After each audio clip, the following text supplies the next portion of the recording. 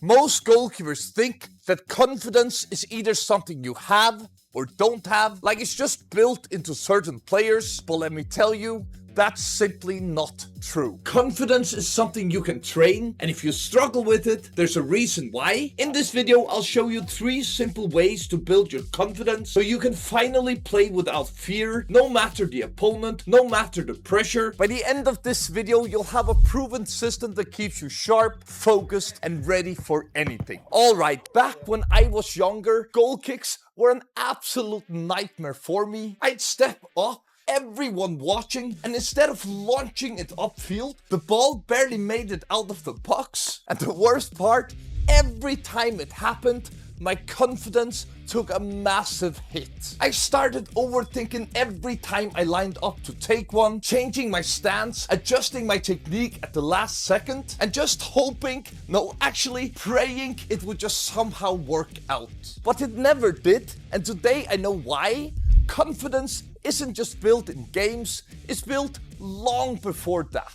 And for me, the turning point wasn't some secret trick or motivational speech. It was something way simpler. I made a decision every day after training while my teammates were packing up their bags. I stayed behind, just me, a few balls, and no excuses. At first, it didn't feel like anything was changing. Some days the ball still flew up my foot like a wounded pigeon. But then something weird started happening. I wasn't thinking about my technique anymore. I wasn't worried about messing up. My body just knew what to do. In games, I stepped up to take the goal kick, and for the first time in my young goalkeeping career, I had no hesitation, no panic, just muscle memory. So tip number 1 to building real confidence is not about hoping things will go your way. It's about training it so much that you don't even think about it. So if there's a part of your game that makes you doubt yourself, maybe it's diving to your weak side, maybe it's catching those awkward bouncing shots, or staying calm when the striker is through on goal, then don't just hope it'll be better in matches. Put in the work, fix the mistakes, and repeat it until it feels as natural as breathing. Because when you've done that, confidence isn't something you have to think about,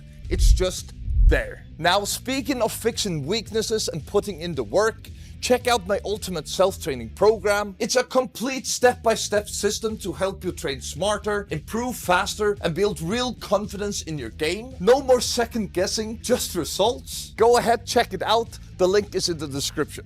Now, let's get back to the video. Okay, don't get me wrong, training is great, it's fantastic, but there's another problem. You can put in all the hours you want, train every single day, repeat the same drills 1,000 times, and still, the moment the whistle blows, you feel that same nervous energy creeping in. Why? Because confidence in games isn't just about how much you train, it's something just as important and something I learned the hard way. And have you ever had one of those games where for no reason you just didn't feel right? Your legs felt heavy, your mind was all over the place, and even though you trained hard all week, the second the whistle blew, your confidence was nowhere to be seen. I've been there too, and as a goalkeeper, that's the worst feeling. One game I remember warming up and everything felt fine. I was catching clean, moving well, diving sharp, no issues. But as soon as the ref blew his whistle and the game started, it was like my body wasn't listening to me anymore. My legs were stiff, my brain was foggy, I had absolutely no confidence. And before I could even settle in and make the first easy save, I had already made a mistake. At first, I had no idea what was going on. I didn't understand. I was training so hard. I was in the shape of my life. So why did I still feel like this when it actually mattered? And that's when I realized something.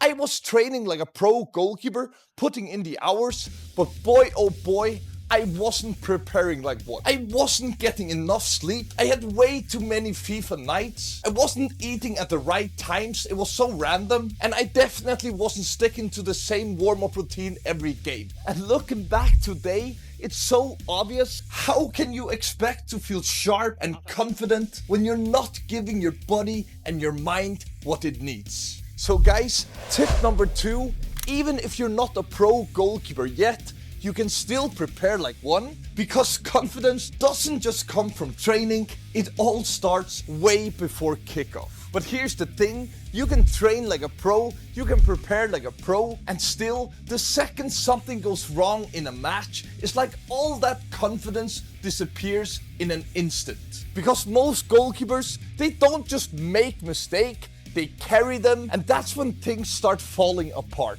And you know the feeling, you make a mistake and suddenly it's like your whole game spirals out of control. It starts with something small, a bad pass, a mistimed dive, a shot you maybe should have saved, and instead of just moving on, you start overthinking, replaying it in your head, blaming yourself, and before you know it, you make another mistake and then another one.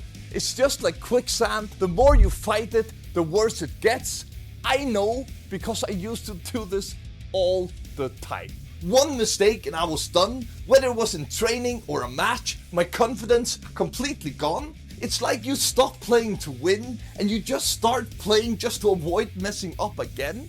And trust me on this, guys, that's the fastest way to kill your confidence. But then, one day, my coach pulled me aside. I just had a nightmare training session, couldn't catch a thing. Every shot felt like it went right through me. And at the end, I was standing there, fuming, and he said something I'll never forget. Do you really think one mistake makes you a bad goalkeeper? The more I thought about it, the more it made sense. Goalkeeping is already tough enough as it is. We're playing on the edge of disaster all the time, and if you don't learn to accept that mistakes and looking stupid are a part of the job, you're going to struggle. So guys, tip number 3, learn to smile, let go and move on.